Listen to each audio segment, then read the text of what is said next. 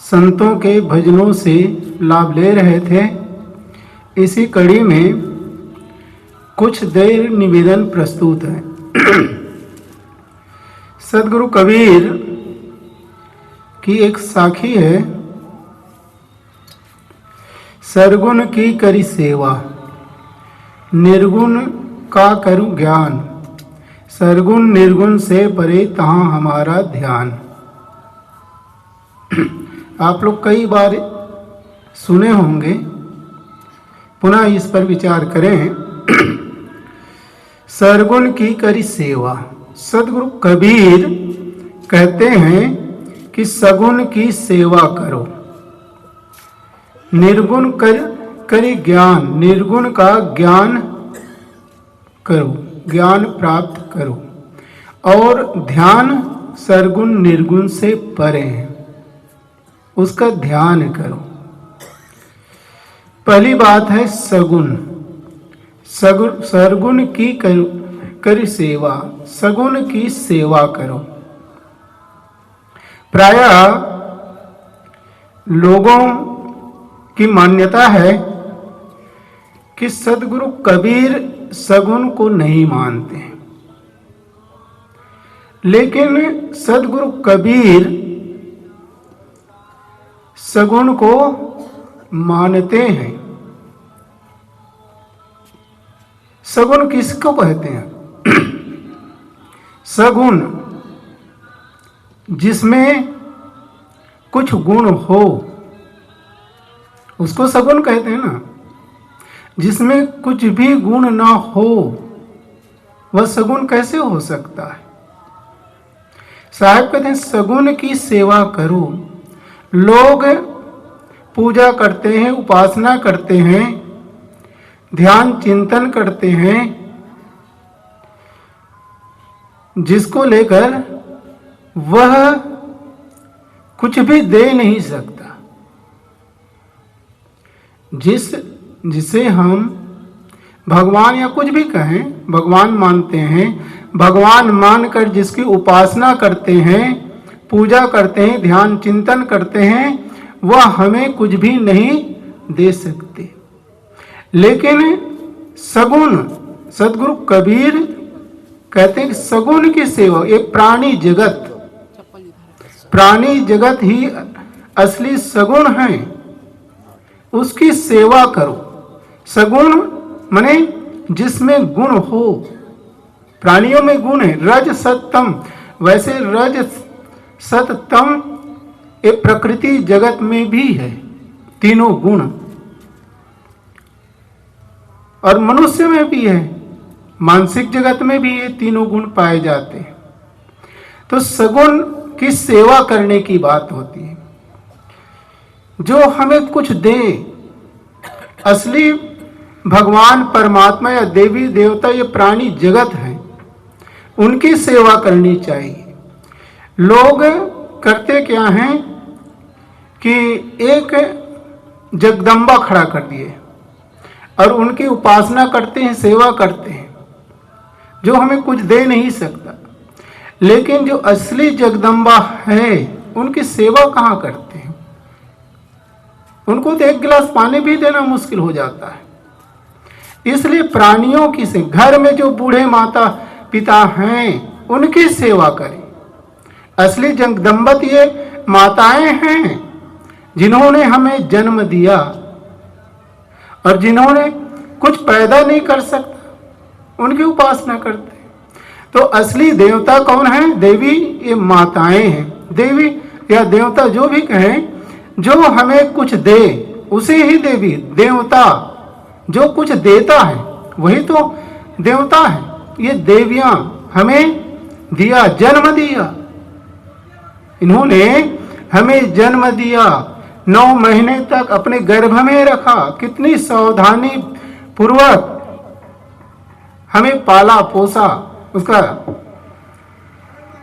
तो इनकी सेवा करें, बूढ़े माता पिता की सेवा करें, पिता की सेवा करें। पिता क्या देता है? क्या पिता कुछ देता है? पिता बच्चों को क्या देता है? पिता जीवन जीने की कला सिखाता है और अंत में तो अपने संपत्ति का मालिक भी बना देता है। जोड़ जोड़ अपनी संपत्ति का बना दिया ना भाई। तो सारी एक एक पैसा जोड़ जोड़ करके हमें पढ़ाता है, लिखाता है और पढ़ा लिखा करके गुणवान भी बना देता है, योग्य बनाता है।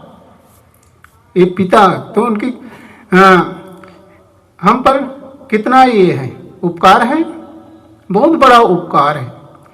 लेकिन ऐसे बूढ़े माता पिता की हम सेवा नहीं करते। जड़ मूर्तियों की, पिंडियों की सेवा तो कर लेते हैं, लेकिन ये चलते फिरते प्राणी है, माता है, पिता है, उनकी सेवा नहीं करते। एक पिता था, उनका एक ही लड़का था।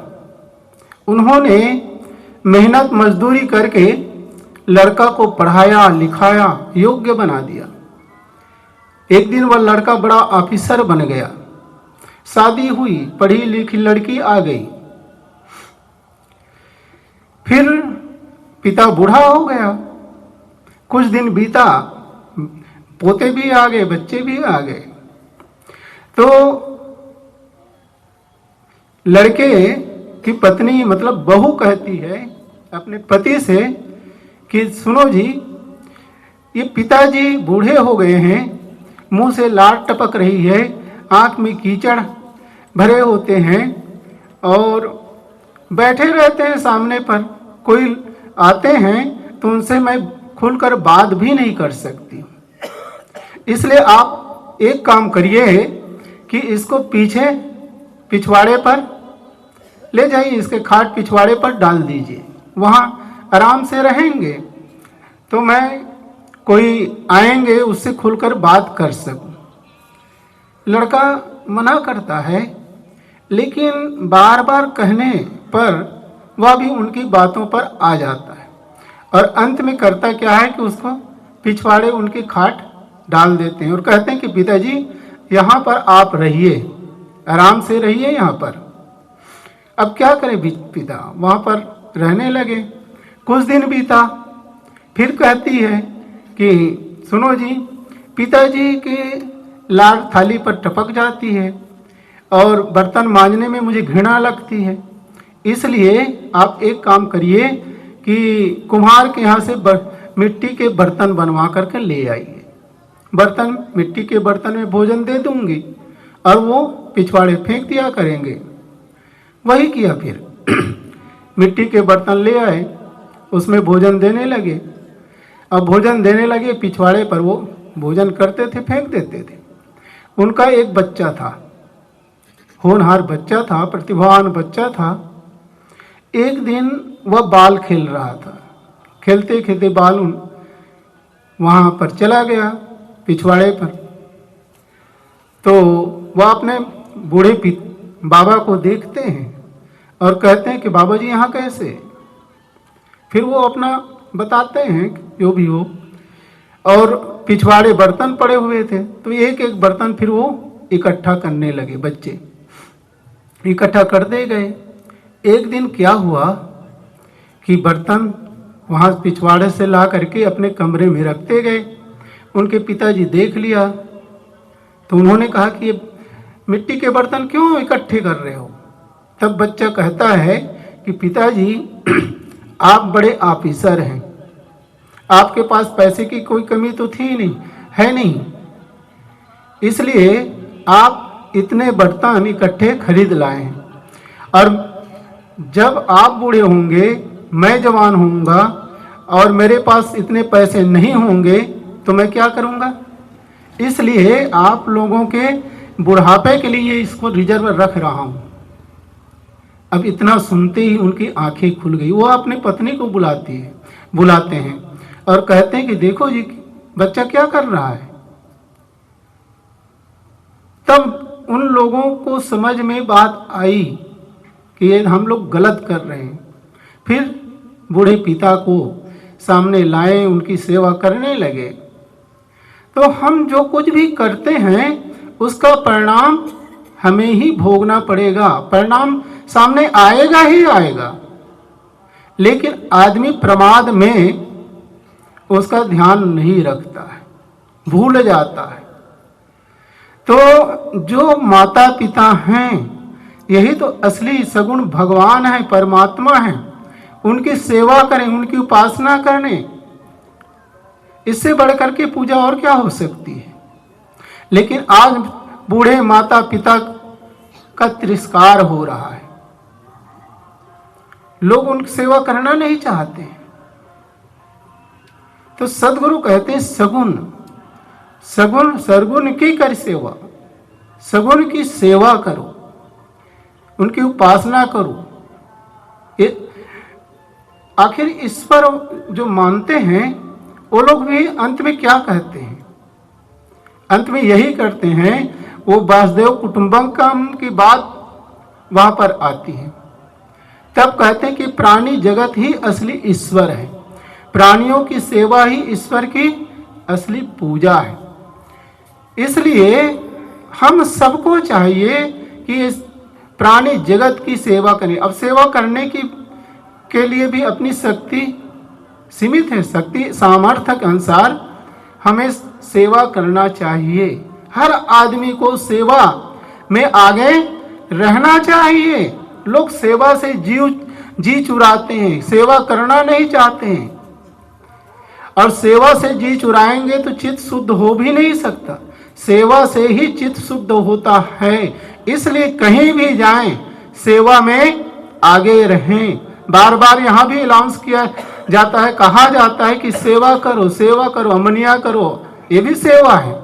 लेकिन लोग जाते कहाँ हैं? उधर ध्यान ही नहीं देते। तो कहीं भी हो, जहां भी जाएं, सेवा के काम में आगे रहें। और फिर देखिए मन में कितनी प्रसन्नता रहेगी। जो आदमी जितना सेवा करता है उतनी ही मात्रा में उनका मन प्रसन्न रहता है, प्रफुल्लित रहता है, अच्छा लगता है। ये अनुभव का विषय। आप सेवा करके देखें, अनुभव करें कि वास्तव में इसका परिणाम क्या होता है। तो सगुण भगवान है, ये प्राणी जगत है, उनकी सेवा मतलब उनके साथ सुंदर बर्ताव करें, लोगों के साथ सुंदर बर्ताव करें, यही तो पूजा है। सगुण की सेवा, सरगुण की करी सेवा, निर्गुण का करूं ज्ञान, निर्गुण का ज्ञान प्राप्त करें। निर्गुण जिसमें कोई गुण ना हो उसका ज्ञान प्राप्त करना है। तो निर्गुण है क्या? वास्तव में निर्गुण अपनी आत्मा है, चेतना है। अपने आप को जानना ही असली ज्ञान है। आप कहेंगे कि अपनी चेतना आत्मा निर्गुण कैसे? वास्तव में चेतन आत्मा में रज सत्व तम ये 3 गुण हैं। ये तीनों गुण उसमें है नहीं, इसलिए वो निर्गुण है। ये तीनों गुण प्रकृति जगत में पाए जाते हैं। रजोगुण क्रियाशीलता, जहां क्रिया होती है, पदार्थों में निरंतर क्रियाएं हो रही है, इसलिए उसमें रजगुण है। तमोगुण पुष्ट होना, बनते हैं फिर पुष्ट होते हैं, और अंत में तमगुण विनाश भी होता है। बनना, पुष्ट होना और बिगड़ना, ये तीनों क्रियाएं निरंतर प्रकृति जगत में चल रही है। और मानसिक जगत में भी रजोगुण हम बोल रहे हैं, ये रजगुण का ही प्रभाव, रजगुण का ही प्रभाव है। बोलना, लिखना, चलना, फिरना, ये रजोगुण है।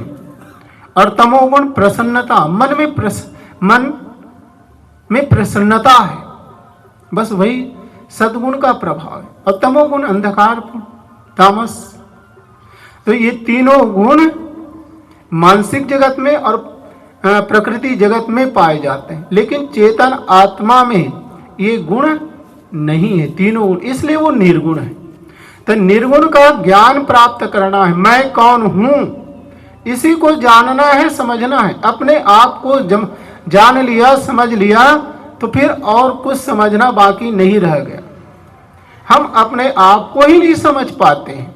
बुद्धि के स्तर पर तो समझ जाते हैं, ऐसे सुनते हैं, कहते, सुनते, पढ़ते, लिखते, समझ में बात आ जाती है, लेकिन मैं भाव में हम रह नहीं पाते। तो इसका ज्ञान प्राप्त करें। अपनी चेतना, आत्मा वह का है क्या चीज, उसको जानने का प्रयास करें, समझने का प्रयास करें। तो सदगुरु कहते हैं कि निर्गुण का करी ज्ञान, निर्गुण का ज्ञान करो। अपनी आत्मा निर्गुण है, उसका ज्ञान प्राप्त करने की आवश्यकता है। उस ज्ञान प्राप्त करने का मतलब है समझने की आवश्यकता है।